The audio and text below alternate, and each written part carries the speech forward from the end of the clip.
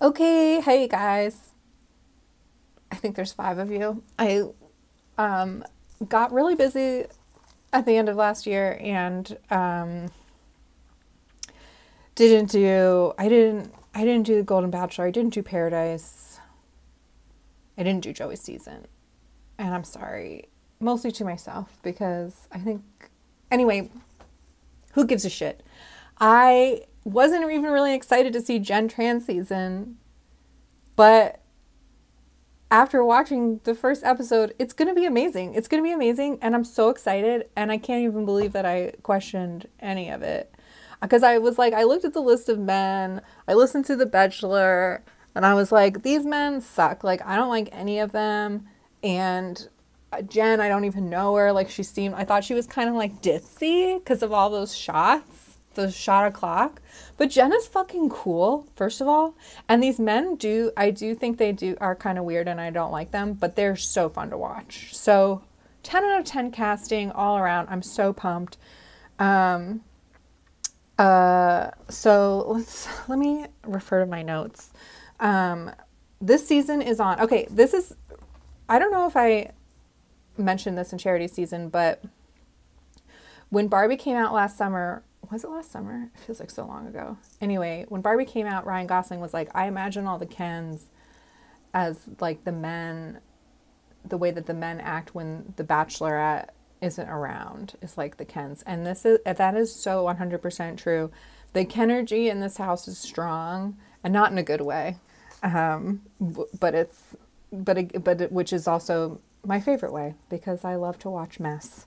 And I also want to say they have changed locations. They're not at the traditional Bachelor mansion, which at first I was like, what the hell is going on? They've got to do it at the mansion. I don't know why I feel like strongly about that because the Hummingbird Ranch is amazing. It's beautiful. It's way better, I think, than the other one. Anyway, so here we go. I'm just going to go, Jen, they introduce her family. Lovely. They show her at work. She's cool. Her coworkers are probably jealous, whatever. Anyway, so out of the gate, we get Marcus, who is a ranger, an army ranger, an army hero. He's jumping out of planes. He's surviving grenades. And I have to say, like, my eyes kind of glaze over anytime somebody is in the service. Not because I don't respect the troops or care about them. I care about them very deeply, and I do think about them kind of pretty frequently. But I'm kind of like, we don't have anything in common, and I feel like they have like severe trauma that would make it really hard to have a connection with them. And I also feel like they're just living in another world than me. So I'm kind of just like dismissive. But Marcus, we'll come back to him because they have a conversation later. And Marcus is hot and he's a hero. And so I'm calling it right now. I think Marcus is going to be one of the front runners.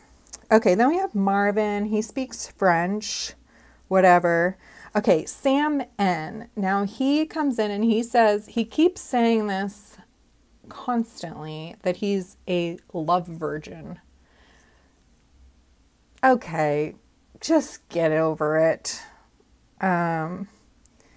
He says he wants his girlfriend to be his wife. Okay, you want your first girlfriend to be your wife. He's all messed up. He also curls his eyelashes. Weird. The whole love versions, it reads to me heavily insecure and just red flag all around. The whole thing, I'm dating for my first girlfriend to be my wife. It's like, it just seems a little misogynistic. It's too much pressure. Okay, then we have Grant, when I saw the pictures, I was like, he was one of the ones that I was like, okay, Grant is freaking hot. But then he's too hot because he does something like this. This is the kind of thing that only hot people will do, is that they never had to trade on their personality or talent or intelligence or anything because they're just so good looking. So he immediately ruined it, for me at least, when he came out of the limo beatboxing and then he sang a dumbass song. I got the ick so bad. That just reads to me dumb as a brick. He is hot. He might go kind of far. but oof, I did not like that.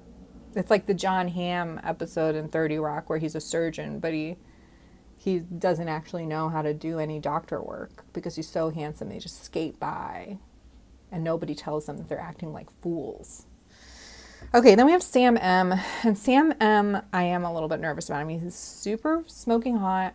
He also was the one who was homeschooled, which, nothing against people who are homeschooled, but he doesn't read homeschooled, which makes me think he's kind of messed up. Like, how did he learn how to have swagger? Like, how did he learn how to be enticing and suave and cool?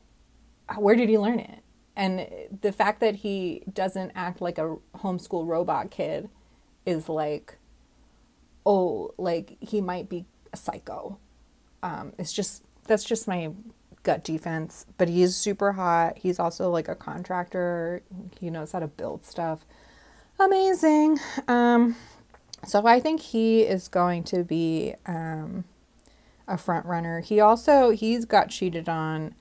And that's another red flag because guys, when they get cheated on, it messes them up kind of for life. Like they never really deal with it. And I don't know. He makes me nervous, but I think he's going to be a front runner. Okay. Thomas N. from Vietnam. He gives her a bracelet. They bond later over their shared heritage. Brendan, he is a self-professed like adrenaline junkie, and he came out eating hot peppers. Dakota sabered the champagne, which that's one of my favorite party tricks to do. And sabering champagne is actually really easy and it's really impressive and fun every time. The problem with him doing it is that he wore safety goggles. Now, maybe they made him wear safety goggles for insurance purposes, but I kind of feel like he's a pussy. Okay, anyway, then Kevin comes out with the ski boots. Skiing's his whole personality. I don't like skiing. Whatever. Spencer gives her pocket squares. Brian is the one with the Botox, and he comes out with shot o'clock, giving syringe shots.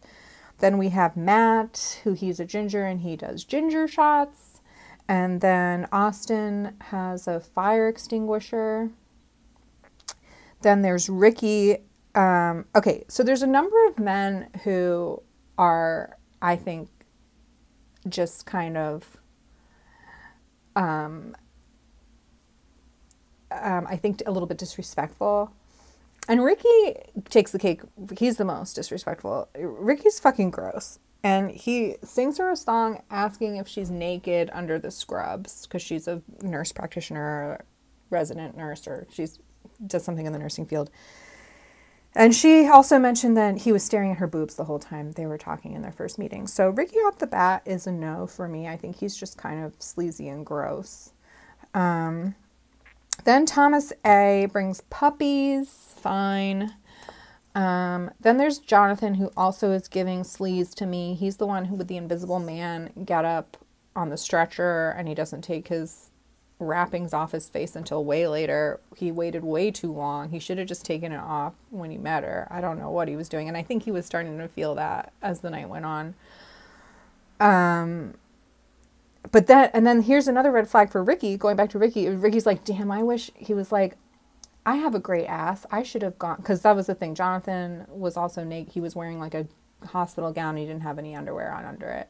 And Ricky goes, damn, I wish I should have thought of that. I have a great ass. And it's like, Ricky, no, because I think Jen was a little bit not loving seeing the bare ass. It's a little bit weird. Then we have Aaron. And Aaron is Noah's brother. Noah is with Abigail with the cochlear implant. I think she does. And Aaron is hot. And he also got divorced, and I think he's definitely messed up from it. But I think he's going to go far. So I think he's going to be one of the finals. Then we have Jeremy, and Jeremy is also a sleazeball. He comes in driving a Corvette, and then he says, you know what they say about guys that when they drive these kinds of cars, they're overcompensating. But the truth is I have a big, big, big, big penis. fucking gross, man. Jeremy, go away. Ugh. And then, but then you hear inside Spencer's like, this guy's playing chess. We're all playing checkers. Because he thought that Corvette was such a great, it's like, get over it. Anyway, Jeremy sucks, and he sucks later on too. We'll see. We'll see him get knocked down a peg. Then we have Dylan, who has a stethoscope. He's one of two of the men who are training to be doctors. Then there's John, who brings a pedestal and puts her on the literal pedestal. Then there's Brett, the big guy, who he's definitely hilarious. Then there's Mose, the algebra teacher. No, thank you. I hate algebra.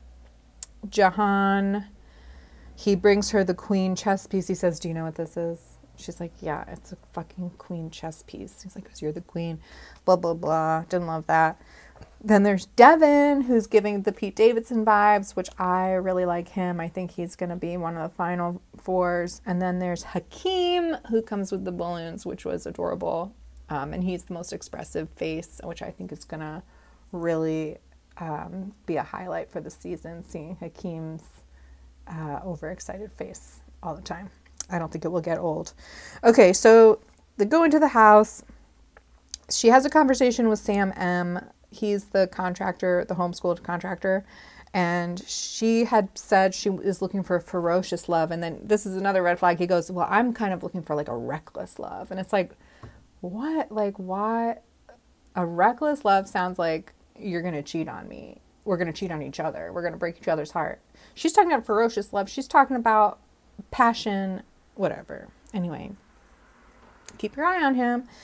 Then there's Brett, which makes a joke about Sam M. He says, you look like you should be in Top Gun 3, which is funny because it's true. And then Jeremy, the big dick Jeremy, laughs way too hard at that joke because he's insecure. Because he probably doesn't have a big dick. Then Spencer comes and tells her he does those pet portraits for a living, whatever. And then she goes with Thomas, the other, that they share the similar Vietnamese background. And an interesting thing that she says, I don't really talk about it that much, but it is like a huge part of my life, which I thought was really interesting. That it's like, you would think that there would be more Asian men on the show. And I know they were talking about it on The Bachelor as well. Like, they were like, oh, like not a lot of Asian men apply. But it's like, I know for a fact that these producers go on dating apps and poach people. Like, they're like, hey, do you want to be on a show? Like, they look for hotties and they ask them to audition for these things. So if they did want to have Asians in the cast, it would be, I think, actually very easy to find these guys. And I think it's kind of sad that there's only one who can share this kind of background with her, because I would think that you might actually want,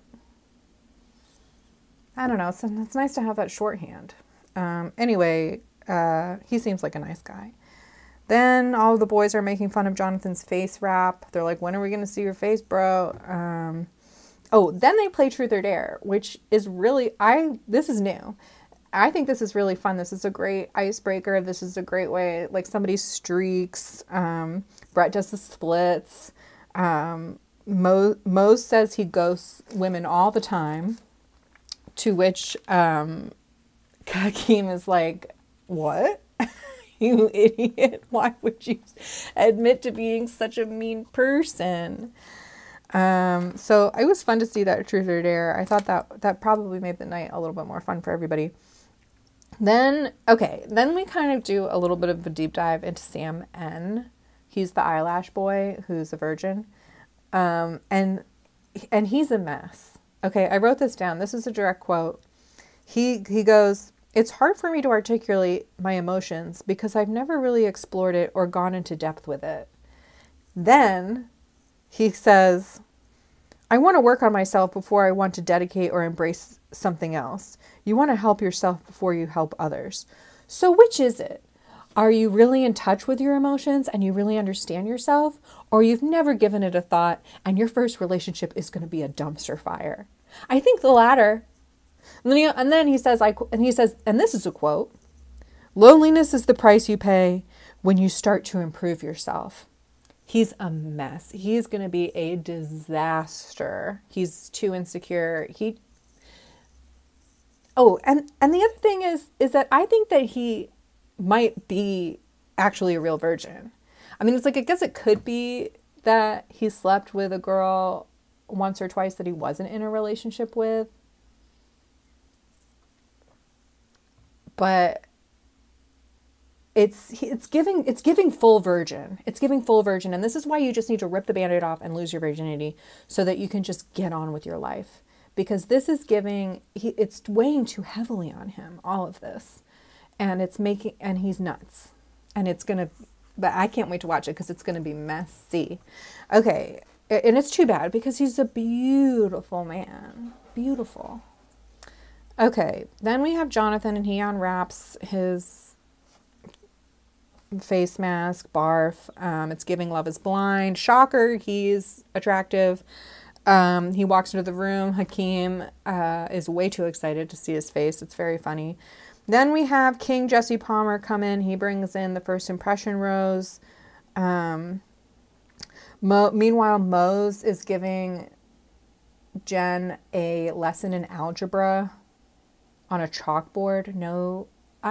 Math, nothing makes me dry up faster than somebody trying to explain math to me, even if it's a cute, dumb, stupid thing.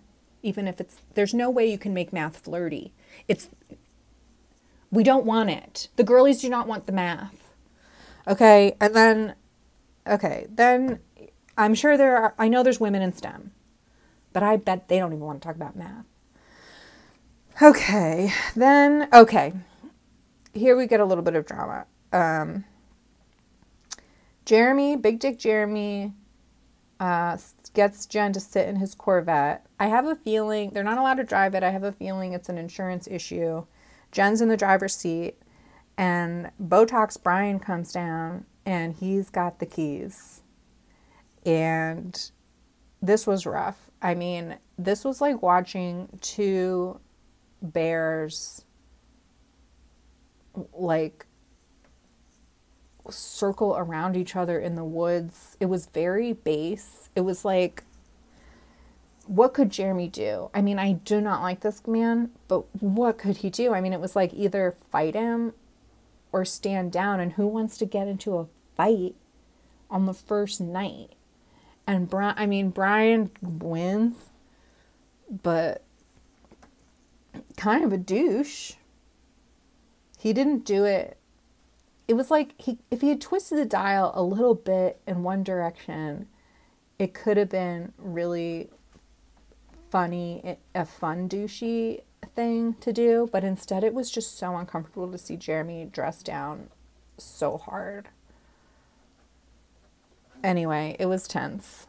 I wish I could find out what Jenn actually really thought about that in the moment, if she was turned off by both of them. Anyway, we come inside. No one's kissed her yet, which also I think like kind of makes me like Jenn more. She's like waiting to see who she likes. I really like that, because I feel like in the past these men are just like getting right in there. It's gross. This is nice. Okay, so then she almost kisses Grant, but then Thomas N steals her. And sorry, Grant. And then Jahan is also another mess. He's like, if she doesn't pick me, I don't know what I'm going to do. And then he like looks off into space. He's also, I think, similar to Sam in some weird insecurity. I think there's like a similar insecurity happening between them. It just seems that way, the way they're presenting. And then, okay, then we have Marcus. Oh yeah, Marcus is the ranger, and Marcus is hot. And they have this conversation, and this is where I'm kind of like, okay, Marcus is cool under pressure in a really sexy way, and he seems kind, and maybe there is something there. So I was wrong. I should not judge the army ranger. I think I think Marcus is something special. Okay, then we have Aaron. Aaron, remember, is Noah's twin brother. And he's hot, and they do like a fun fist bump. I like that. Then we have Ricky again. Ricky fucking sucks. Okay, then she gives out the first impression rose. She gives it to Sam M, and they have a steamy makeout, and she refers to it as feral. And I think, and she also was like, I was waiting and the wait paid off. It's not like she waited forever, but it's like, yeah, like that tension building up, making sure the connection's there, not just like going right in for it because you're anxious. You know, that's a lesson, that's a master class. And just, if you just wait a little bit, you too can have a feral kiss with a reckless man. Okay, then we're at the end. 7 men get the axe. Bye-bye, Brett. Sorry, Brett. I was hoping he would stay because I have a feeling that guy is so funny. And I think he would have been really fun to watch. Even though, let's be real, she wasn't attracted to him. Okay, then bye-bye Ricky, goodbye sleazeball, then bye Mose, goodbye algebra teacher, bye Kevin in your ski boots, bye Dakota. Oh, Dakota's the one who wants to climb Mount Everest, and that's a immediate no for me. Anybody who wants to climb Mount Everest, you are loco. That shit is crazy. That is crazy. People die. You have to walk by dead bodies to climb, and you have to spend like $50,000 to get out there, and all those Sherpas are actually doing all the work for you. Mount Everest is an ick for me. Okay, then Brendan. Which one is he? Oh, Brendan was the one. Who are you, Brendan? Oh, he was the one who ate the hot peppers. Yeah, see ya. And then Matt. Oh, he was the one with the ginger shots. Wait, maybe I'm getting Matt and Dakota mixed up. One of them wants to climb Mount Everest, and who cares? Okay, so I understand. I agree with these cuts, and I co-sign. So another piece of evidence that Jen is the shit. Okay, then Jen is like overwhelmed because all these men have been like really nice and sweet to her all night, and she starts crying because she's been treated like such a fucking piece of shit by men in her life, and she's like, I never like felt pursued. And it's like, God damn it. Like, she's so beautiful, cool. And all these guys that have dated her are probably just so intimidated by that and like feel like she just gets everything handed to her because of her beauty. And then they just are dogs to her because it's just so messed up. I just have a feeling that's exactly what happened. Not that she's, I'm sure she's not perfect, but damn.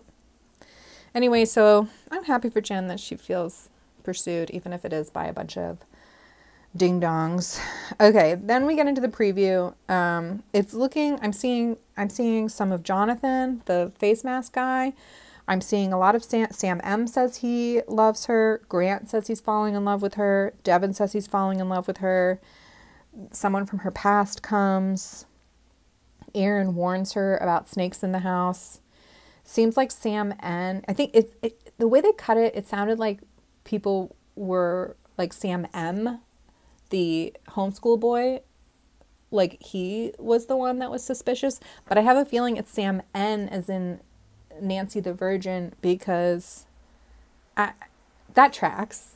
And you do see him saying that he's in love with her, probably prematurely. He's a mess. I mean, he's a mess. And then they're like, you're just a boy. You don't know. Blah, blah, blah, blah, blah, blah.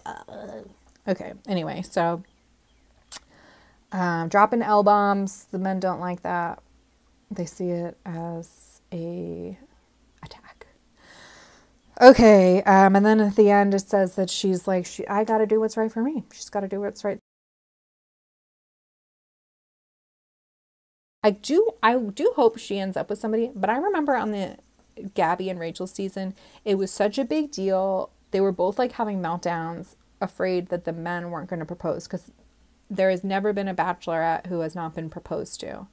And I'm kind of hoping that Jen doesn't give a shit about that, and it's just like, well, I don't actually want to get married, and I would be happy, like, do a Matt James, like, I would be happy living here in a relationship, but like, we don't have to put the pressure of engagement on. So I'm hoping she does some sort of switch like that, like where she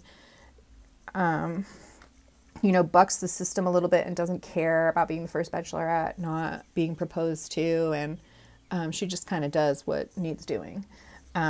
So it seems like it's going to be a really fun season. These boys are batshit crazy. They are nuts. There's a mixture of sleazy, inexperienced, nerdy, fuckboy. It's all here, and there's a lot. I think like pretty much every one of these guys has a big personality. Not one of them really melted away. Usually sometimes there's like strong silent types that like you just have no idea what's going on with them.